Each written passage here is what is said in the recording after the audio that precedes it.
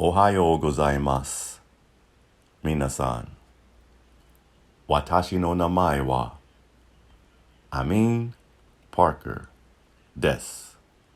このビデオで私がやろうとしていることは日本の黒人の起源について話している記事を読むことです。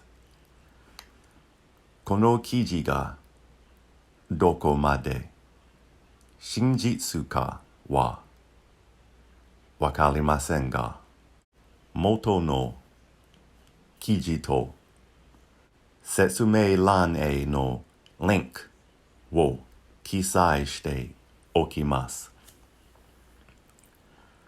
これは私も学生時代に教えられたことです。日本人の教授がいて、彼らは昔、もともと日本にいた黒人だったと教えてくれました。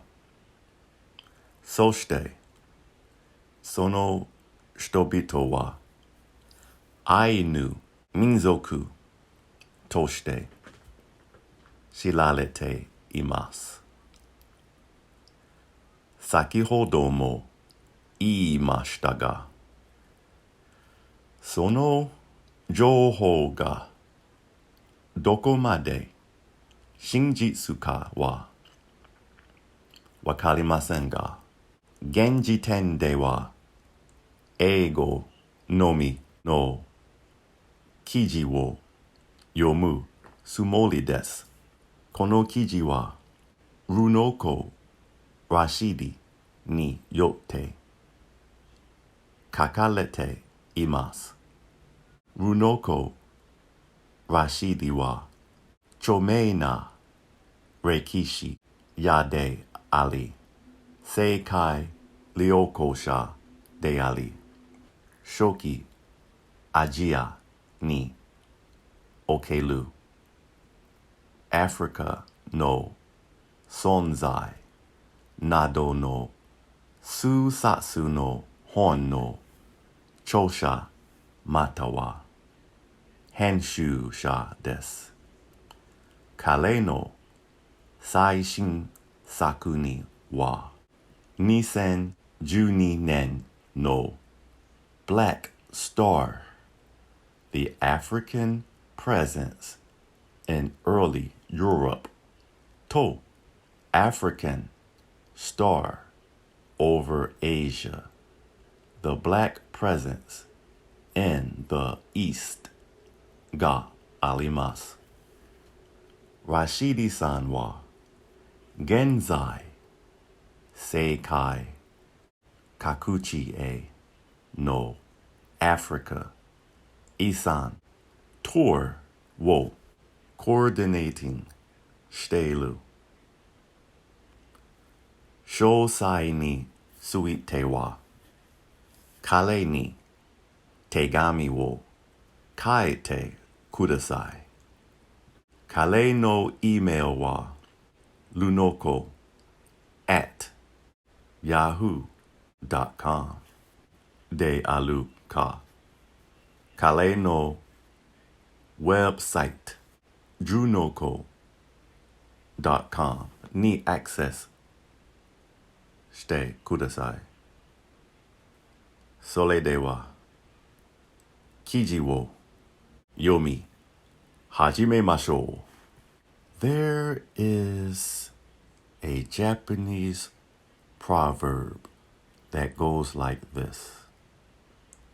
For a samurai to be brave, he must have a bit of black Kokujin blood.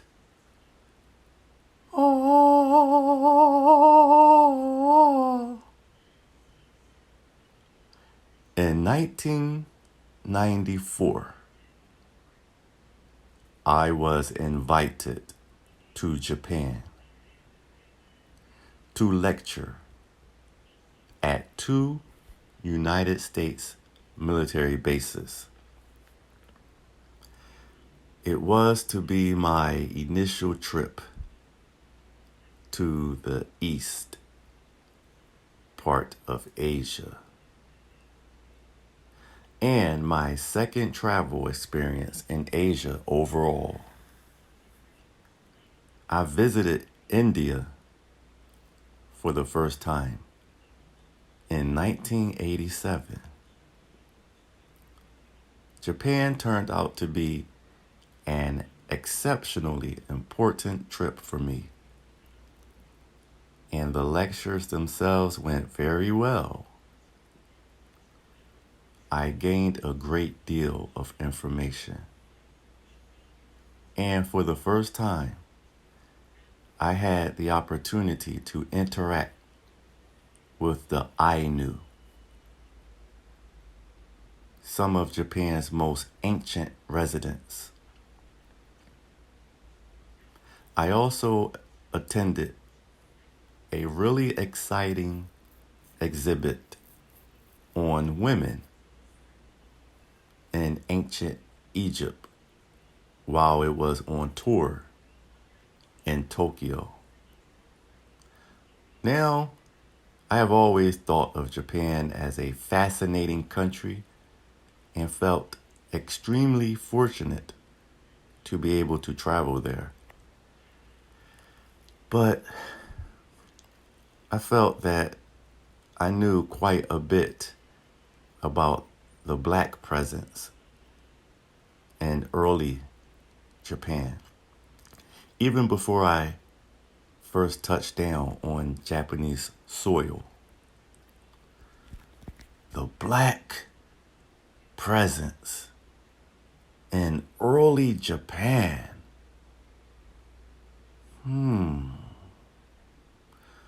Although the island nation of Japan, occupying the extreme eastern extensions of Asia, is assumed by many to have been historically composed of an essentially homogeneous population and culture. The accumulated evidence, much of which have been quietly ignored, places the matter in a vastly different light. And though far more study needs to be done on the subject, it seems indisputable that Black people in Japan played an important role from the most remote phases of antiquity into at least the 9th century. Meaningful indications of an African presence in ancient Japan have been unearthed from the most remote ages of the Japanese past.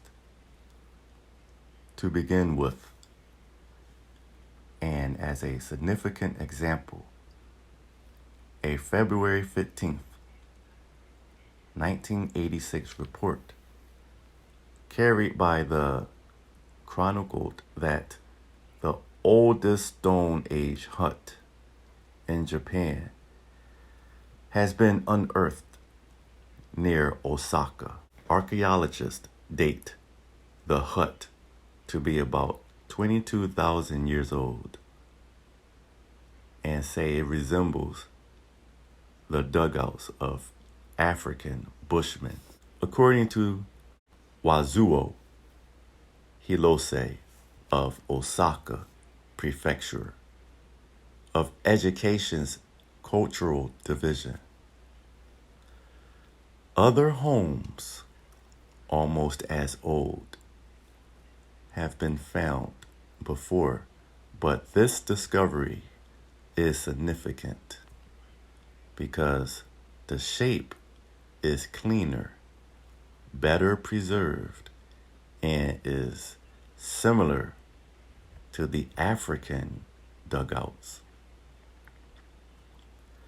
In 1923, anthropologist Roland B. Dixon wrote that this earliest population of Japan were in the main a blend of proto-Australoid and proto-Negroid types, and thus similar in the ancient underlying stratum of the population.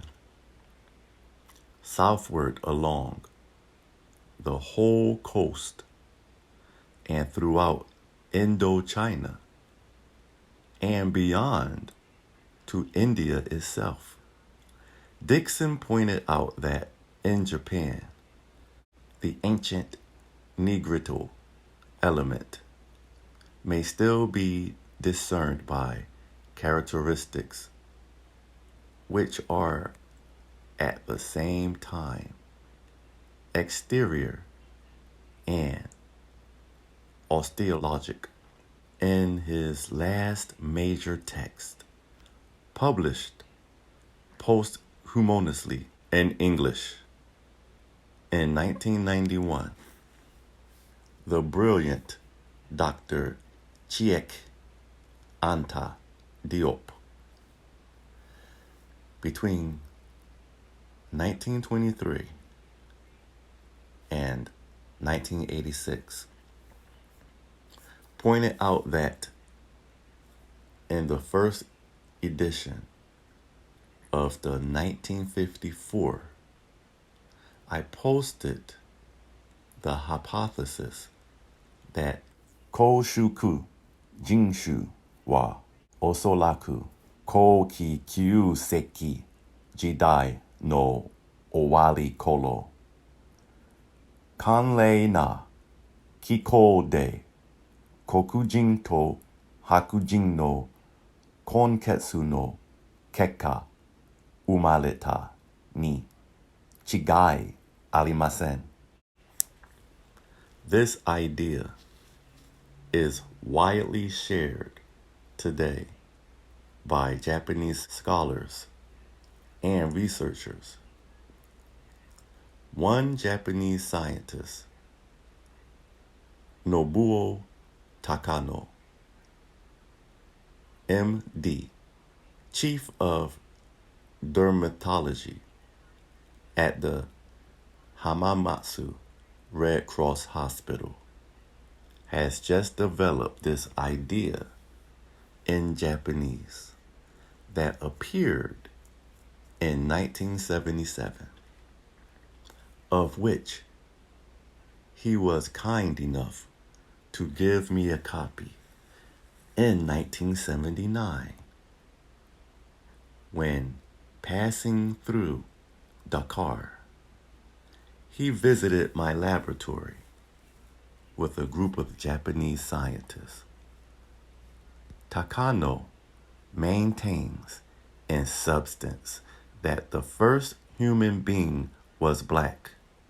Sono go, Kokujin ga Hakujin wo umi, kono futari no kohai ni yotte, Koshoku Jinshu ga Tanjo shimashita.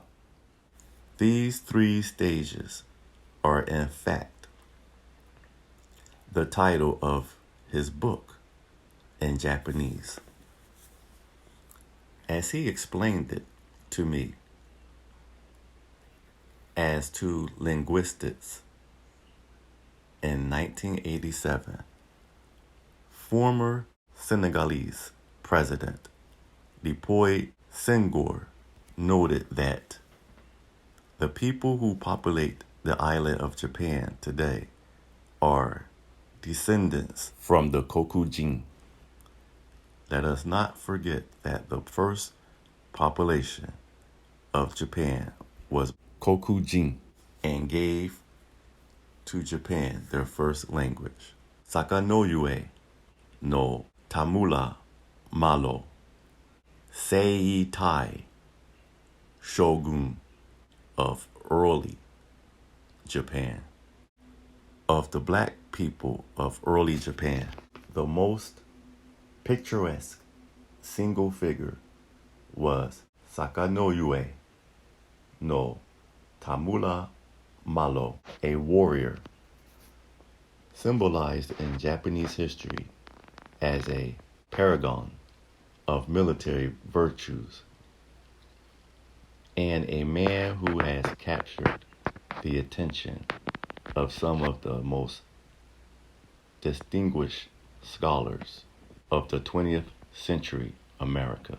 Perhaps the first such scholar to make note of Tamula Malo was Alexander Francis Chamberlain from 1865 to 1914. An anthropologist, Chamberlain was born in Kenninghall, Norfolk, England, and was brought to America as a child. In April 1911, the Journal of Race Development published an essay by Chamberlain titled "The Contribution of the Negro to Human Civilization."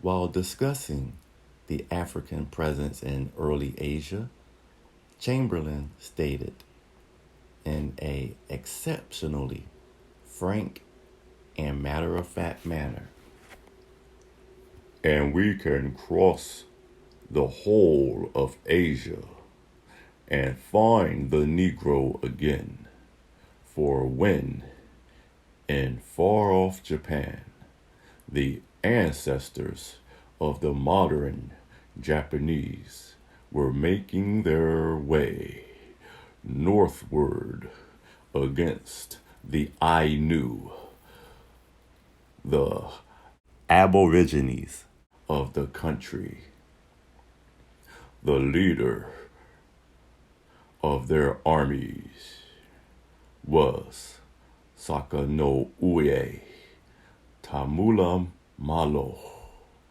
a famous general and a Negro Kokujin, Ainu elder of Japan." Dr. W.B. Du Bois, from the year 1868 to 1963, perhaps the greatest scholar in American history, in his book, first published in 1915, placed Sakanoyue Tamula Malo within a list of some of the most distinguished black rulers and warriors in antiquity. In 1922, Carter G. Woodson, from 1875 to 1950, and Charles Harris Wesley, in a chapter called Africans in History with Others, in their book, The Negro in Our History, quoted Chamberlain on Tamula Malo verbatim in the November 1940 issue of the Negro History Bulletin, founded by Dr. Woodson. Artist and illustrator Lewis Jones, from 1905 to 1998, contributed a brief article titled Takano Tamula Malo.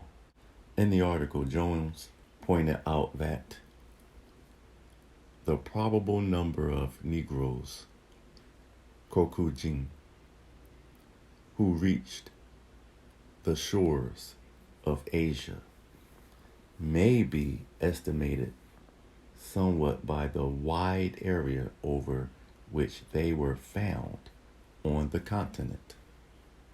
Historians tell us that at one time, Negroes, Kokujin, were found in all of the countries of southern Asia bordering the Indian Ocean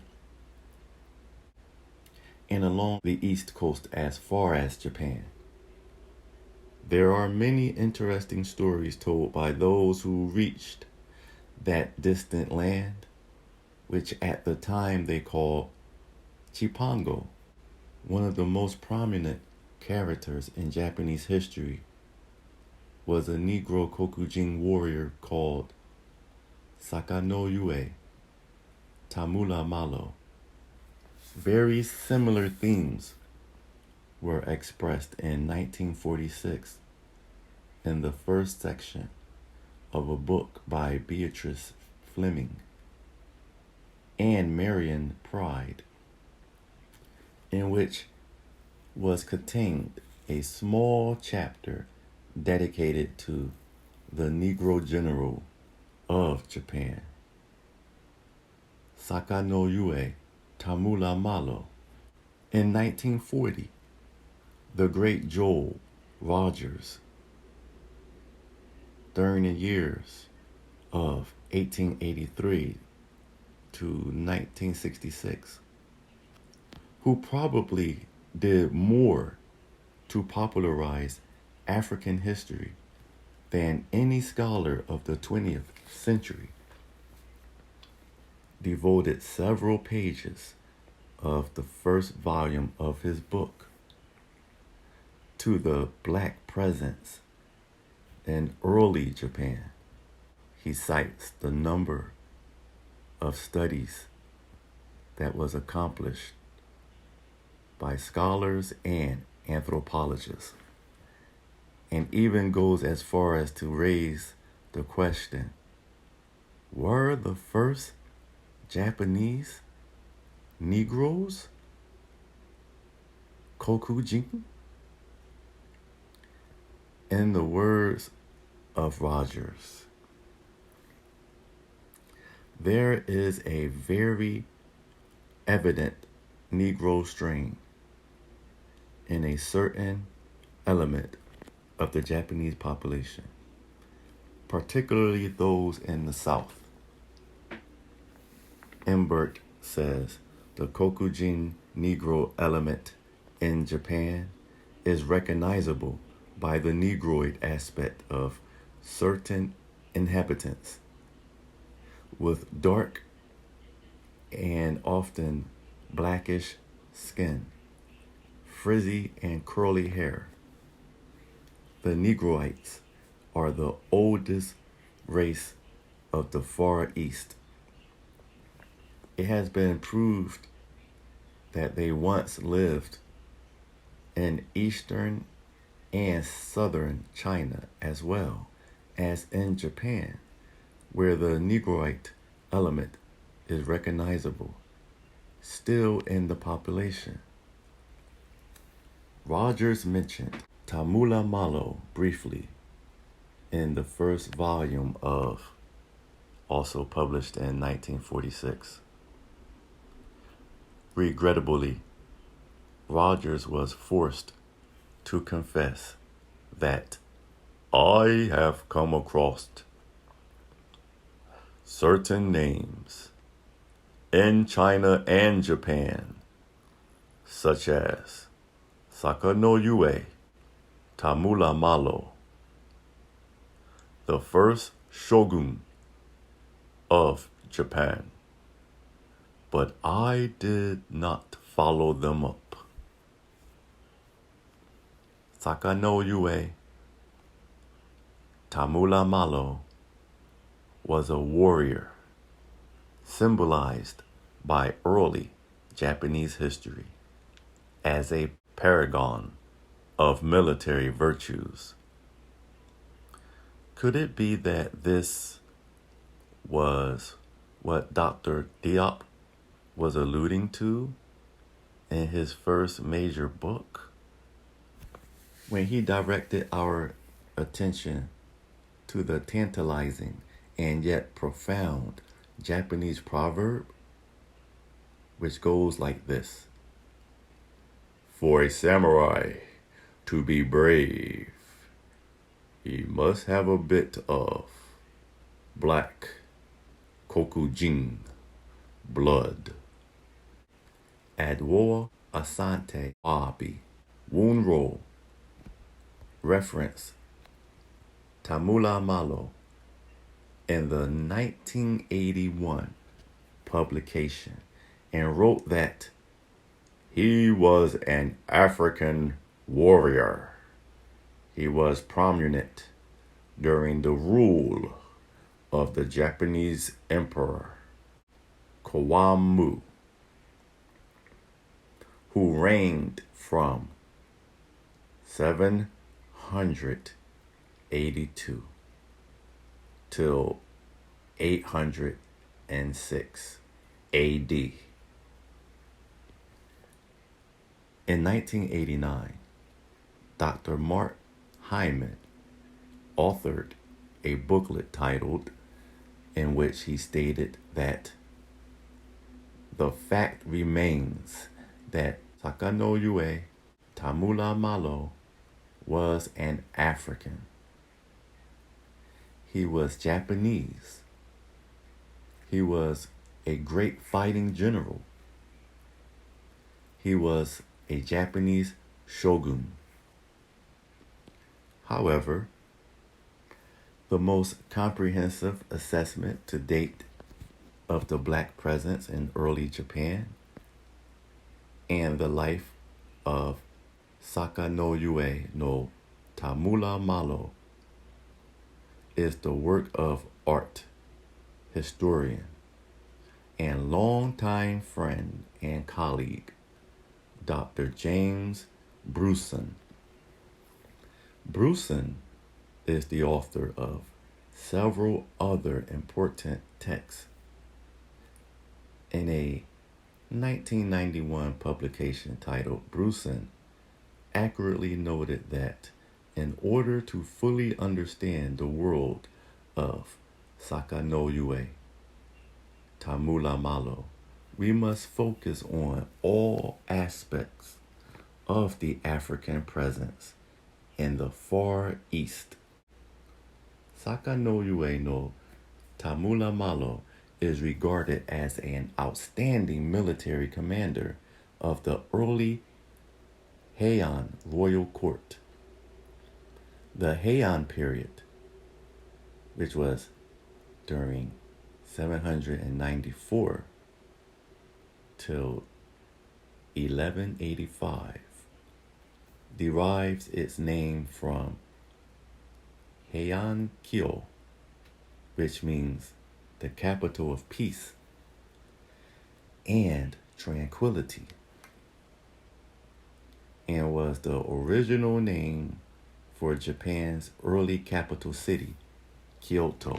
It was during the Heian period that the term samurai was first used. According to Papinat, the word comes from the very word samuralu, or better, sabulau, which signifies to be on one's guard. To guard. It applied especially to the soldiers who were on guard at the imperial palace. The samurai have been called the knights, or warrior class of medieval Japan. And the history of the samurai is very much the history of Japan itself. For hundreds of years, to the restoration of the Meiji Emperor In 1868, the samurai were the flower of Japan and are still idealized by many Japanese. The samurai received a pension from their feudal lord and had the privilege of wearing 2 swords. They intermarried in their own caste, and the privilege of samurai was transmitted to all the children. Although the paragon of military virtues, Takano no Tamula Malo, from the years 758 to 811, was, in the words of James Murdoch,